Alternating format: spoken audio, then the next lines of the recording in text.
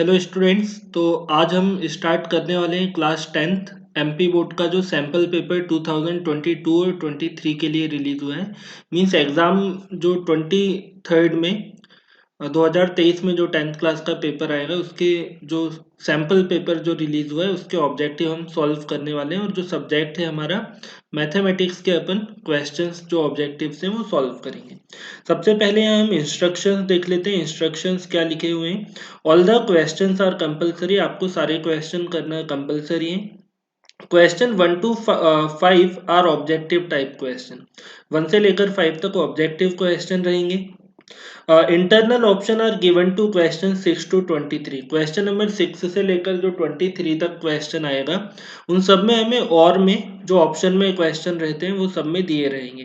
Draw neat and clean label diagram when ever required, जब भी diagram बनाना required हो उन क्वेश्चन में हमें डायग्राम ड्रॉ करना है। अब यहाँ पर देखिए, अगर हम टोटल मार्क्स देखें तो टोटल मार्क्स कितना है 75 का हमारे क्वेश्चन पेपर आने वाला है। तो इसमें 40% जो वेटेज है, 40% वेटेज है ऑब्जेक्टिव का। अगर अपन 75 का 40% देखें तो हमारे एग्जाम में 30 मार्क्स के ऑब्जेक्टिव आने वाले। तो चलिए अपन स्टार्ट करते हैं। ऑब्जेक्टिव मोस्ट इंपॉर्टेंट है, आज हम ये सारे ऑब्जेक्टिव जो आने वाले हैं उन्हें कवर करेंगे। सबसे पहले अपन आते हैं चूज द करेक्ट ऑप्शन। यहाँ देखिए चूज द करेक्ट ऑप्शन और एंड राइट इट, जो करेक्ट ऑप्शन है वो सिलेक्ट करके आपको मार्क करना है। अगर अपन फर्स्ट क्वेश्चन देखें तो देखिए क्या बोला है, HCF ऑफ 26 एंड 91। ये क्वेश्चन 2022 के एग्जाम में भी आया था। इस टाइप के क्वेश्चन कई बार रिपीट भी होते हैं। हमें HCF फाइंड करना है 26 एंड 91 का। तो फर्स्ट पार्ट अपन यहाँ सॉल्व करना शुरू करते हैं। देखिए HCF निकालने के लिए हमें क्या करना पड़ेगा, 26 एंड 91 के प्राइम फैक्टर्स बनाने पड़ेंगे। तो 26 के अगर हम प्राइम फैक्टर बनाते हैं तो 2 के टेबल में देखिए 2 1 जा 2 और 6 आ जाएगा 2 के टेबल में 3 टाइम में 2 3 जा 6। अच्छा 13 अपने आप में प्राइम नंबर है तो ये 13 के टेबल में ही आएगा।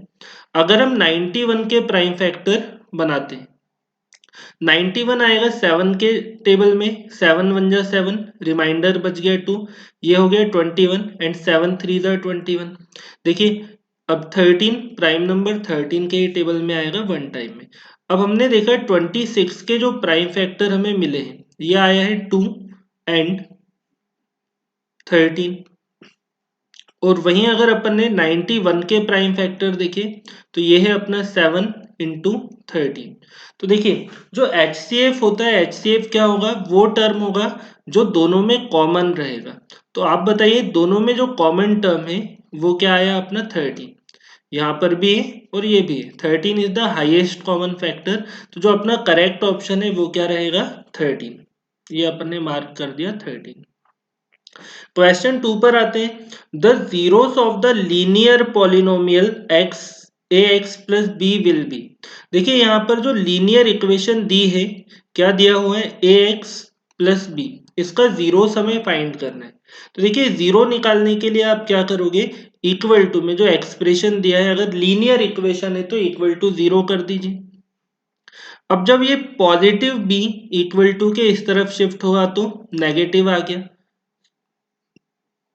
क्या हो गया है नेगेटिव b। यहाँ पर हमारे पास रिमेनिंग बचा ax। अगर मुझे x फाइंड करना है तो ये हो गया माइनस b और जो इनटू वाला a है वो शिफ्ट हो जाएगा डिवाइड में। तो देखिए जो जीरोस आया हमारा एक्सप्रेशन का वो क्या है माइनस b अपॉन a। तो जो सी ऑप्शन है वो अपना करेक्ट है। आगे देखते हैं क्वेश्चन थर्ड पर आते हैं। इसके थर्ड पार्ट पर क्या पूछा है, when a1 upon a2 equal to b1 upon b2 and is not equal to c1 upon c2, then the system of equation a1x plus b1y plus c1 equal to 0 and a2x plus b2y plus c2 equal to 0 has two solution। Second option no solution, third option infinite many solution and last option है unique solution. तो देखिए अपन ने यहाँ पर तीन चीजें पढ़ी थी जो हमने थर्ड चैप्टर पढ़ा था। थर्ड चैप्टर का ऑब्जेक्टिव है यहाँ पर तीन केस थे, a1 upon a2 is not equal to b1 upon b2। इस केस में क्या होता था, जो इक्वेशन होगी उसका यूनिक सॉल्यूशन होता था।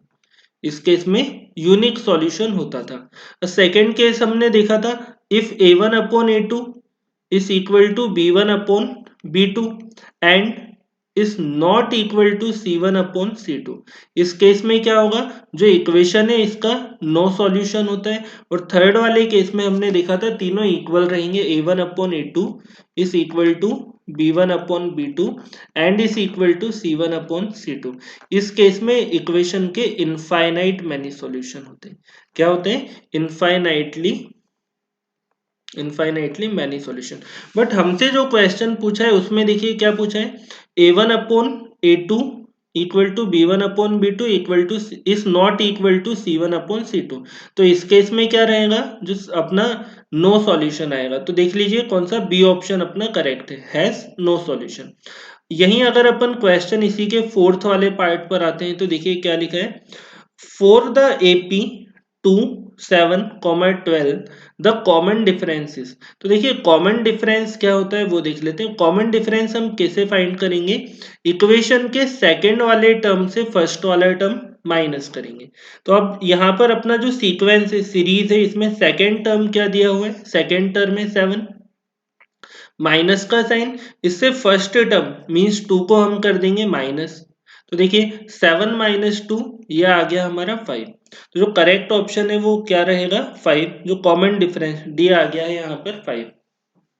नेक्स्ट क्वेश्चन पर आते हैं, fifth, if tangent P and P B from point P to a circle with centre O are inclined each other at angle of 80 degree.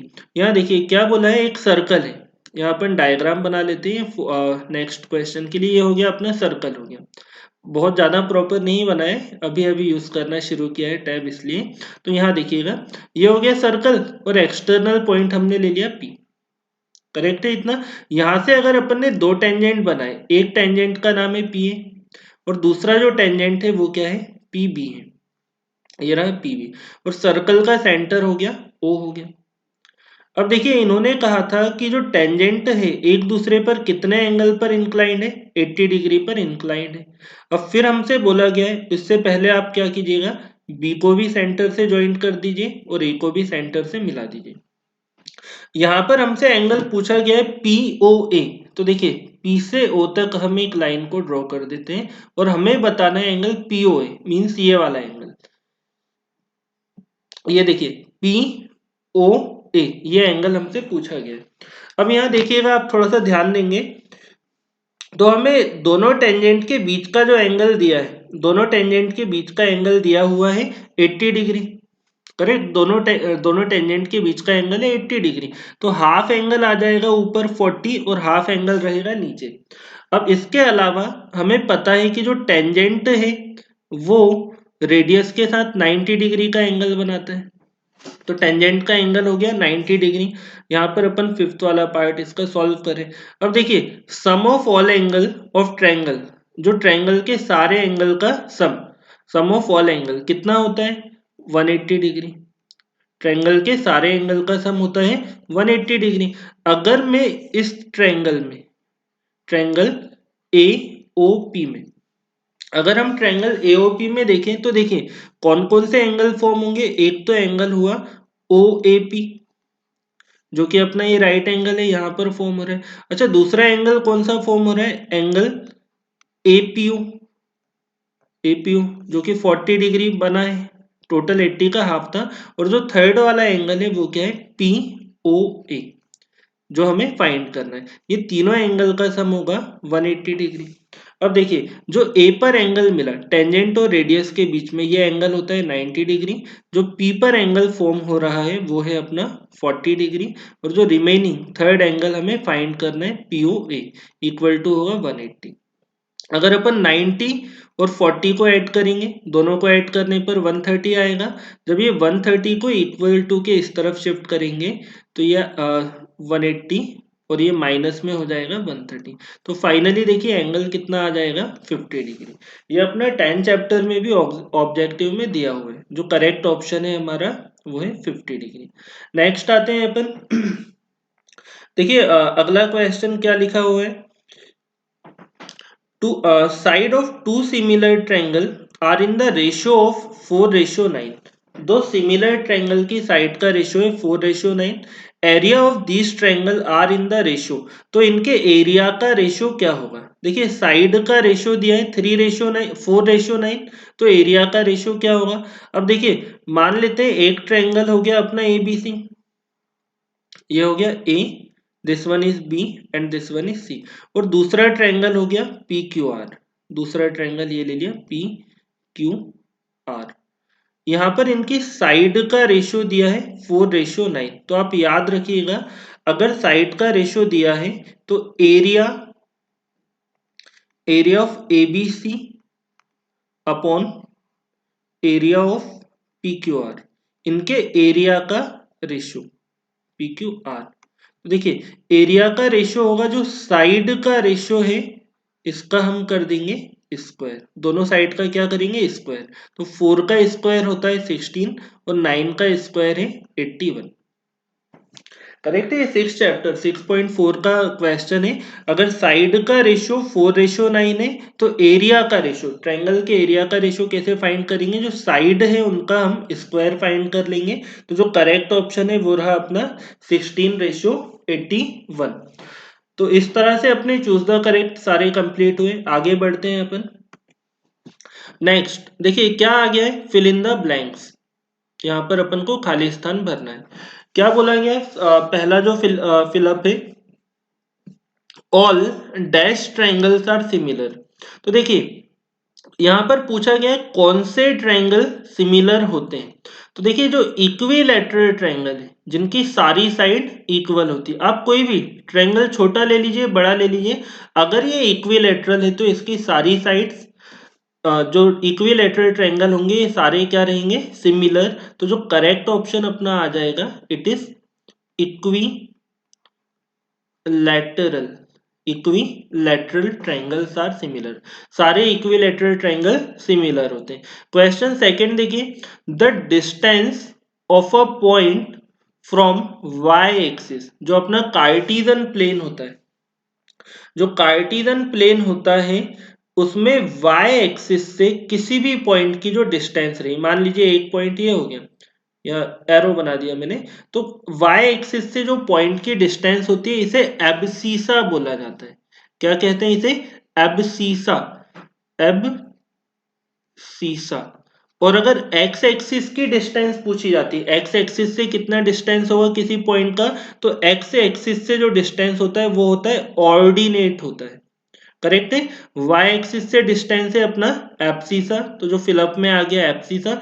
अगर यही x एक्सिस से पूछते तो वो होता ऑर्डिनेट। आगे देखते हैं थर्ड क्या पूछा गया है, if the height of the tower and length of the shadow are same. एक टावर है, यहां पर मैं कर रहा हूं थर्ड पार्ट, ये देखिएगा। एक मान लेते हैं टावर है, टावर को हमने नाम दिया ए बी, ये हो गया टावर। अब देखिए टावर की हाइट और इसका शेडो, शेडो मतलब परछाई, दोनों की जो लेंथ है वो इक्वल है, तो अगर हाइट अब हमने h लिया तो शेडो भी क्या होगी h होगी। अगर टावर की हाइट और शेडो दोनों इक्वल है, फिर देखिए आगे क्या पूछा गया है, then the angle of elevation of sun will be. तो अगर हम यहाँ पर सन का एलिवेशन एंगल देखें तो देखिए एलिवेशन एंगल कहाँ बनेगा, नीचे फॉर्म होगा, ये एंगल हमसे पूछा गया है। तो यहाँ पर जो परपेंडिकुलर है मींस हाइट भी हमें h दिया है, बेस भी क्या दिया हुआ है h दिया है। तो देखिए परपेंडिकुलर और बेस कहाँ पर मिलता है, हमें tan थीटा में मिलता है। tan theta is equal to perpendicular upon में क्या आता है बेस आएगा। अब हमसे यहाँ पूछा गया है कि एंगल कितना फॉर्म होगा, तो देखिएगा tan थीटा परपेंडिकुलर, परपेंडिकुलर हमें मिला h, बेस भी क्या मिला, बेस भी मिला h, h से h कैंसिल हो गया। तो देखिए tan थीटा इक्वल टू क्या आया है, tan theta is equal to हमें 1 मिला।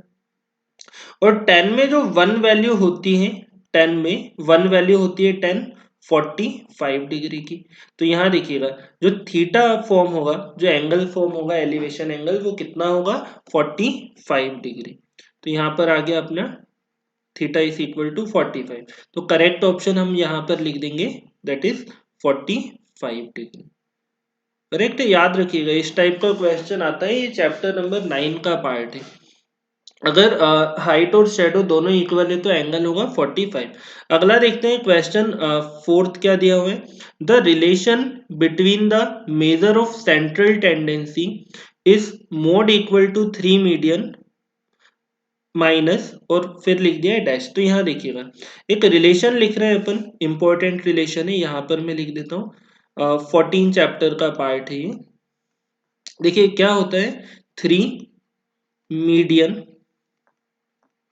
इज इक्वल टू मॉड और माइनस में आता है 2, सॉरी प्लस में आता है 2 मीन। करेक्ट है इतना, ये हो गया रिलेशन। अब देखिए हमें क्या दिया गया है, हमें दिया गया है मॉड। तो देखिए मॉड मॉड अगर हमें फाइंड करना है तो क्या होगा, 3 मीडियन और जो 2 मीन है उसे हम इक्वल टू से इस तरफ शिफ्ट करेंगे। तो जब पॉजिटिव 2 मीन यहाँ पर आएगा तो क्या होगा, नेगेटिव में आ जाएगा 2 मीन और इक्वल टू में ओनली क्या बचा रहेगा, मॉड। तो इस टाइप से हम ये सॉल्व करेंगे। तो देखिए मॉड इक्वल टू हमें मिल गया 3 मीडियन और माइनस में 2 मीन। तो जो करेक्ट आंसर आ जाएगा यहाँ फिलअप में ये क्या होगा, 2 मीन।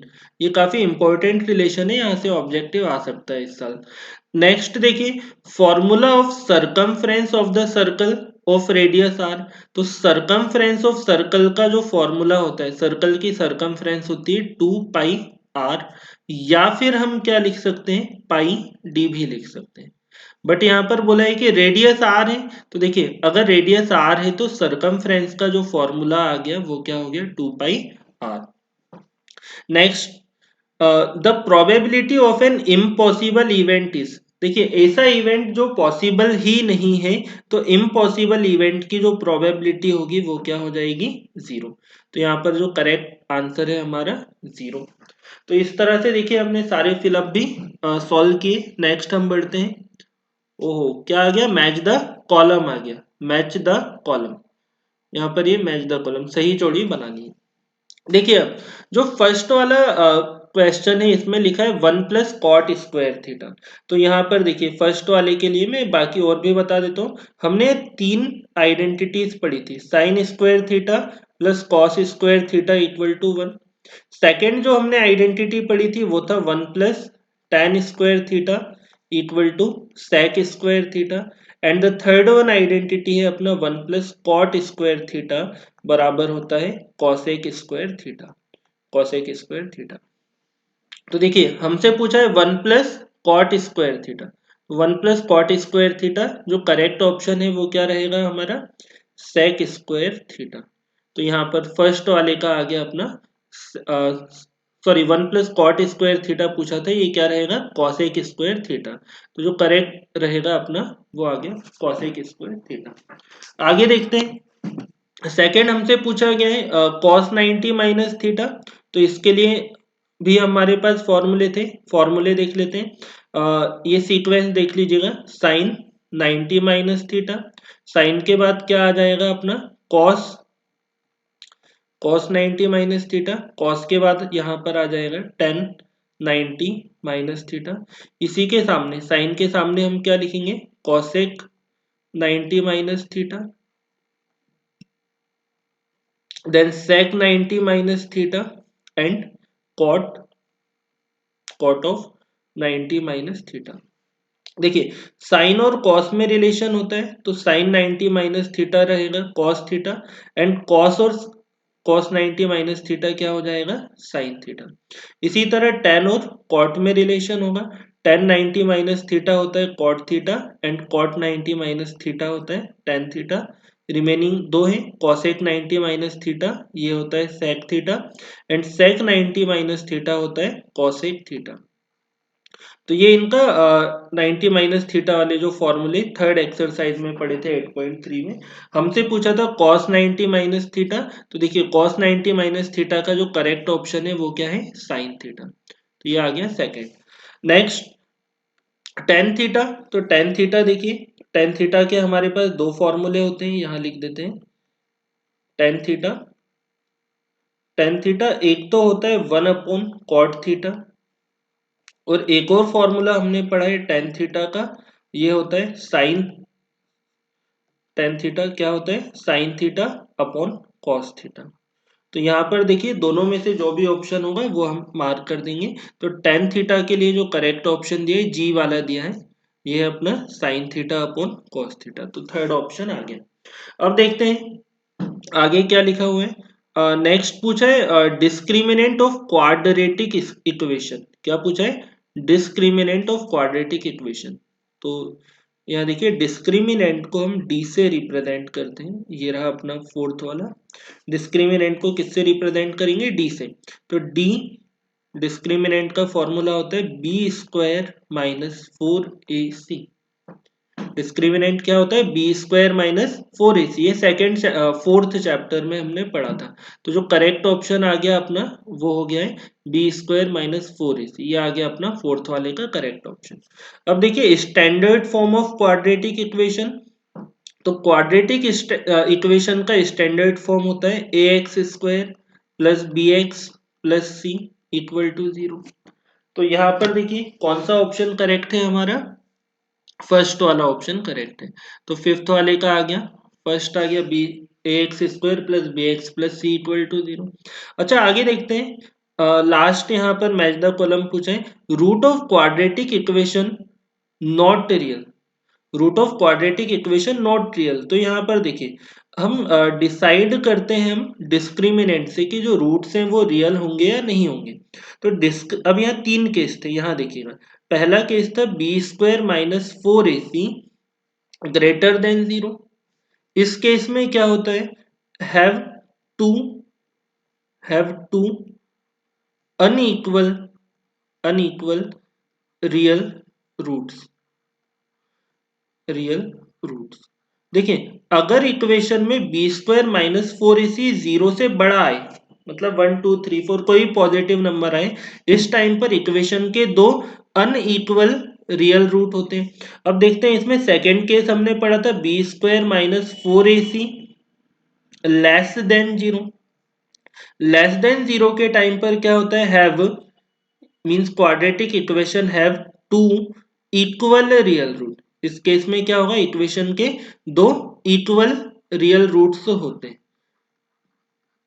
थर्ड एक केस पढ़ा था हमने if b square minus 4ac less than 0, अगर ये क्या हो 0 से छोटा हो, इस टाइम पर हैव नो रियल रूट। क्या लिखा हैव नो रियल रूट्स। तो यहां पर हमसे क्या पूछा है root of quadratic equation not real. तो नॉट रियल किस केस में होगा when b square minus 4ac is less than 0। तो यहाँ पर जो हमारा सिक्स वाला ऑप्शन करेक्ट ऑप्शन आ गया वो है ये b square minus 4ac is less than 0। तो इस तरह हमने सारे मैच द कॉलम भी देख लिए। यहाँ पर ये डी जो ऑप्शन दिया था इसका कोई भी आंसर नहीं है, ये जस्ट आपको थोड़ा सा कंफ्यूज करने के लिए दे दिया था। आगे बढ़ते हैं नेक्स्ट स्लाइड पर। देखिए क्या लिखा है write the answer in one word. जो आंसर है हमें वन वर्ड और सेंटेंस में यहाँ पर आंसर देना है। तो चलिए अपन शुरू करते हैं first question. Write the formula for the sum of the first n term of AP. यहाँ पर देखिए किस चीज का फॉर्मूला पूछा है sum of first n terms. यहाँ पर बोला है sum of n term, correct. तो यहाँ पर जो फर्स्ट वाला आंसर आ जाएगा आंसर नंबर 1। जो सम ऑफ एपी का फॉर्मूला था that is S N equal to N upon 2 bracket में आ जाएगा 2a plus N minus 1 d. Correct है इतना n/2 ब्रैकेट में आएगा 2a plus N minus 1 D. तो ये आ गया हमारा सम ऑफ एपी का फॉर्मूला। सॉरी आगे देखते हैं जो नेक्स्ट क्वेश्चन है हमारा, ये लिखा मैंने आंसर नंबर 2। देखिए क्वेश्चन क्या पूछा है यहाँ पर write the distance of point x y. क्या लिखा गया है write the distance of the point x y from origin. यहाँ पर डिस्टेंस पूछा है एक्स वाई की, कहां से ओरिजिन से हमें डिस्टेंस फाइंड करना है। तो यहाँ देखिएगा ओरिजिन से डिस्टेंस, तो हमें पता है कि जो ओरिजिन के कोऑर्डिनेट होते हैं, किसके कोऑर्डिनेट, ओरिजिन के कोऑर्डिनेट, तो ओरिजिन का जो कोऑर्डिनेट होता है वो होता है 0,0 होता है। अब इसका जो डिस्टेंस हमें निकालना है, किस पॉइंट से डिस्टेंस निकालना है, एक्स वाई से। तो इन दोनों पॉइंट का अगर हम डिस्टेंस देखें तो देखिए ये वाला जो फर्स्ट पॉइंट हो गया हमारा ये रहेगा x1 y1, और जो हमारा सेकेंड पॉइंट रहेगा ये क्या रहेगा, x2 और ये क्या हो जाएगा, y2 हो जाएगा। अब अगर हमें इन दोनों पॉइंट के बीच का डिस्टेंस फाइंड करना है, यहां से लेकर यहां तक का डिस्टेंस अगर हमें फाइंड करना है, तो डिस्टेंस फॉर्मूला क्या था, डिस्टेंस फॉर्मूला था x2 minus x1 square plus में था y2 माइनस y1 का स्क्वायर। फिर आगे देखिए, अगर यहाँ पे डिस्टेंस निकालना है तो जो फर्स्ट वाला पॉइंट x2 है, हमारा x2 है x, और x1 क्या है 0, तो ये हो जाएगा x2 माइनस 0 का स्क्वायर प्लस में देखिए y2, तो y2 क्या है हमारा, y2 दिया हुआ है y, और y1 क्या है 0, तो ये हो गया इसका स्क्वायर। फिर आगे देखते हैं, अगर मैं x माइनस 0 करूंगा तो रहेगा एक्स स्क्वायर, और y माइनस 0 होगा तो वाई स्क्वायर। तो देखिए जो करेक्ट ऑप्शन है हमारा, जो करेक्ट आंसर है वो क्या रहेगा, x square plus y square. तो ये अपना आंसर है, आपको ओनली आंसर लिखना है, पूरा डिटेल में सॉल्व करके नहीं दिखाना है। अब देखिए क्वेश्चन नंबर थर्ड क्या पूछा है, थर्ड यहाँ पर पूछा है डिफाइन लाइन ऑफ साइट। क्या डिफाइन करना है हमें, लाइन ऑफ साइट क्या होता है। तो देखिए लाइन ऑफ साइट क्या होता है, the imaginary line between observer, क्या लिखा, the imaginary line, the imaginary line between observer, imaginary line between observer and the object. देखिए लाइन ऑफ साइट क्या होता है, ध्यान से देखिएगा, मान लीजिए ये कोई बिल्डिंग है, करेक्ट, बिल्डिंग पर कोई ऑब्जेक्ट रखा हुआ है और सामने नीचे ऑब्जर्वर खड़ा हुआ है। तो देखिए ऑब्जर्वर की आई से लेकर ऑब्जेक्ट तक अगर हम देखेंगे तो ये एक इमेजिनरी लाइन पास होती है। ऑब्जर्वर की आई से कहाँ तक, ऑब्जेक्ट तक अगर देखा जाए तो एक इमेजिनरी लाइन पास होती है। इस इमेजिनरी लाइन को ही लाइन ऑफ साइट कहा जाता है। तो ये क्या हो गया, line of site, the imaginary line between observer and object. इस लाइन को ही क्या कहा जाता है, लाइन ऑफ साइट कहा जाता है। अब हम बढ़ते हैं आगे, नेक्स्ट क्वेश्चन पे क्या बोला गया, how many parallel tangent can a circle have. एक सर्कल में कितने पैरेलल टेंजेंट हो सकते हैं, क्या पूछा, एक सर्कल में कितने पैरेलल टेंजेंट हो सकते हैं। तो एक सर्कल में मैक्सिमम 2 पैरेलल टेंजेंट हो सकते हैं। तो जो करेक्ट आंसर है हमारा क्या रहेगा, 2।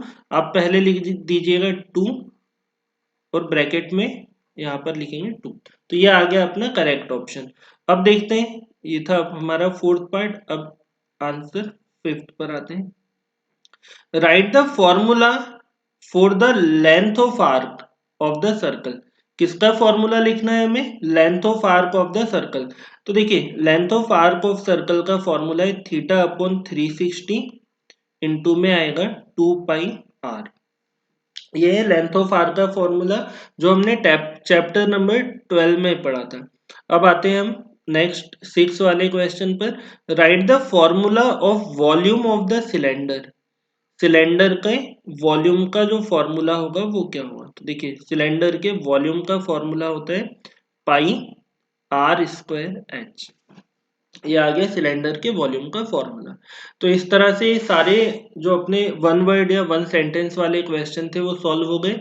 सबसे पहले था हमारा sum of n term of AP. तो देखिए सम ऑफ एंटम क्या होता है, S N equal to N upon two, 2a plus N minus 1d। Second हमसे पूछा था ऑरिजिन से एक्स वाई पॉइंट की डिस्टेंस, तो ऑरिजिन का कोऑर्डिनेट होता है 0 0, करेक्ट, ऑरिजिन का कोऑर्डिनेट होता है 0 0। यहाँ से हमें डिस्टेंस फाइंड करना था एक्स वाई की, तो ये हमने सॉल्व करके डिस्टेंस फाइंड की, आपको बस ये ओनली करेक्ट वाला आंसर एग्जाम में लिखना है। देन पूछा था लाइन ऑफ साइट क्या होता है, तो लाइन ऑफ साइट होता है इमेजिनरी लाइन जो ऑब्जर्वर की आई से लेकर कहाँ तक जाती है, डिस्टेंस ऑब्जेक्ट तक की ये डिस्टेंस होती है, इसी को इमेजिनरी लाइन ऑफ साइट कहते हैं, इसी इमेजिनरी लाइन को। नेक्स्ट हमसे पूछा था how many parallel tangent can a circle है, तो टेंजेंट में सर्कल में कितने पैरेलल टेंजेंट हो सकते हैं, दो पैरेलल टेंजेंट हो सकते हैं।